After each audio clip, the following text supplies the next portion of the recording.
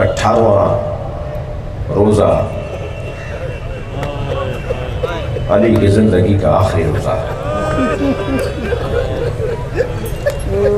उसके बाद अली ने, मेरे मौला ने रोज़ा नहीं रखा, इसलिए कि हुक्म शरई यही है। बेटियों से बाप को बहुत प्यार होता है। अजरुकुम अल्लाह, आप आमादा हैं। वैसे ये जो मजालिस होती हैं, इनमें हम खतीबों को ज़्यादा मेहनत करना नहीं पड़ती, बनी हुई मजलिस होती है। आप पहले से तैयार हैं, आप आए ही इसलिए कि मौला के गम में अपनी आंखों में चंद आंसू कतरे, कुछ अश्के अज़ाए अली, और यही बख्शिश का एक जरिया। बेटियों को बाप से बड़ी मोहब्बत होती है। अच्छा, बेटियों को भी बाप से बड़ी मोहब्बत होती है, और बाप भी बेटियों से बहुत मोहब्बत करते हैं। करबला के मैदान में ये मंजर नजर आया।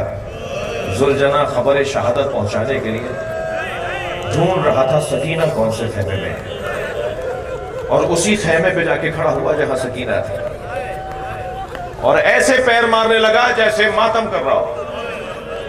तो जनाब सकीना बाहर आई और बाबा के घोड़े को खाली देखा, तो चंद कदम आगे बढ़ के कहा, या जवादो अभी हल सुफिया अभी अम कुतिला अचाना। ए बाबा के बावफा घोड़े, इतना बता दे, पानी पिलाकर मारा? मेरा बाबा प्यासा बहुत था। फरमाया, बेटा हसन, आज का रोजा मैं अपनी बेटी उम्मे कुलसूम के घर को। इमाम हसन ने खबर पहुंचाई, बहन बाबा तुम्हारे आ रहे हैं। कितनी खुशी हजरत उम्मे कुलसूम को हुई, इसका बयान वही बता सकती है कि बाबा मेरे घर आ रहे हैं। आमादगी हो रही है, बाबा आ रहे हैं, आमादगी की जा रही है, तैयारी हो रही है। क्या तैयारी हो रही है? दस्तरखान पर जनाबे उम्मे कुलसूम ने इफ्तार के लिए 3 चीजें रखी। एक कासे में दूध, एक ज़र्फ में नमक, एक अली की पसंदीदा रोटी, जौ की रोटी, वो खुश्क रोटी जिसमें रोगन लगाने नहीं देते थे बच्चों को। कुर्बान जाए अली मौला के हयात तैयबा के उन पहलुओं पर। उस रुमाल को खोल रहे थे जिसमें जौ की सूखी रोटी थी, तो 3 गिरहें लगी हुई थी। जो करीब बैठा एक फकीर अपनी रोटी खा रहा था, क्योंकि साथ बिठाते थे उन्हें, फकीरों को साथ बिठाते थे। अगर फकीर कोई अपनी रोटी देता था ना, तो फरमाते थे अस्सदक़तु अलैना हराम, मैं अपनी रोटी खाऊंगा मगर तुम्हारे साथ बैठ के खाऊंगा जी। और फिर जब वो गिरहें खोलने लगे तो एक फकीर ने कहा, मौला इसमें तो सूखी रोटी है, इतनी ज्यादा गिरहें क्यों लगाई हैं? फरमाया, मैं ज्यादा गिरहें इसलिए लगाता हूँ, गिरहें इसलिए लगाता हूँ कि हसनैन इनमें रोगन लगा देते हैं।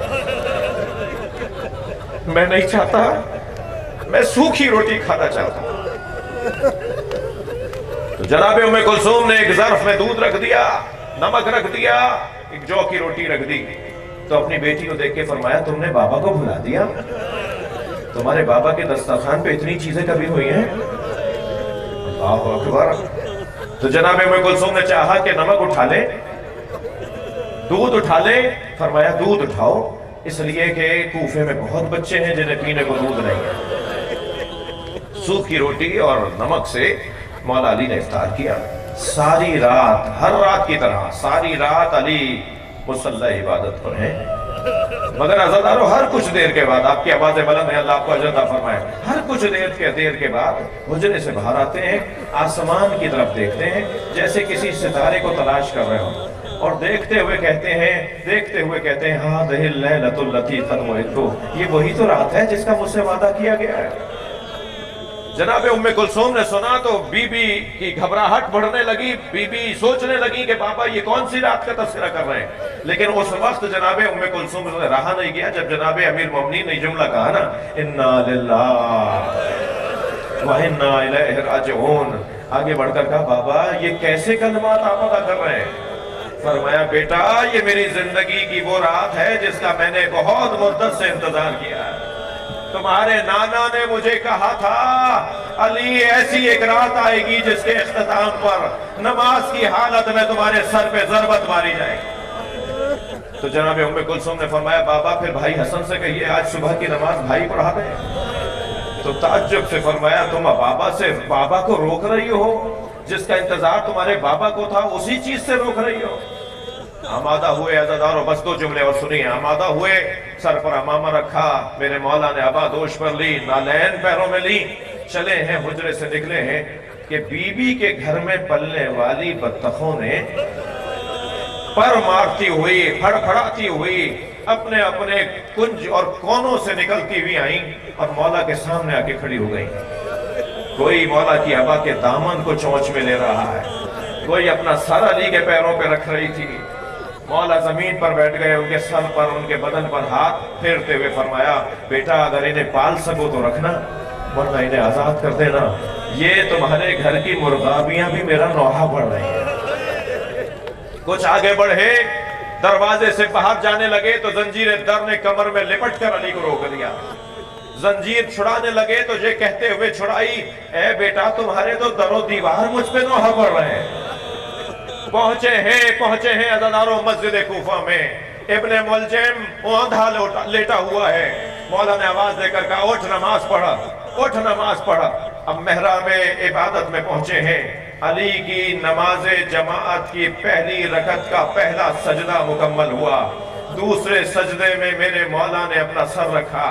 تاریخ کا وہ ظلم ہوا جس کے پاس آج تک جواب نہیں ہے.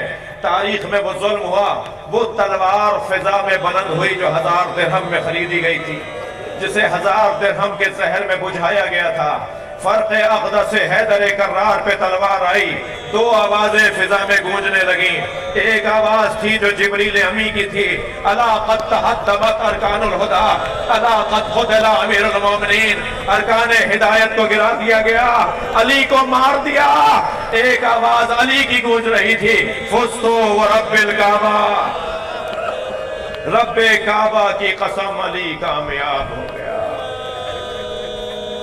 لعنت اللہ علی قوم الظالمین فسيعلم الذين ظلموا أي منقلب ينقلبون. ماتم حسین یا حسین.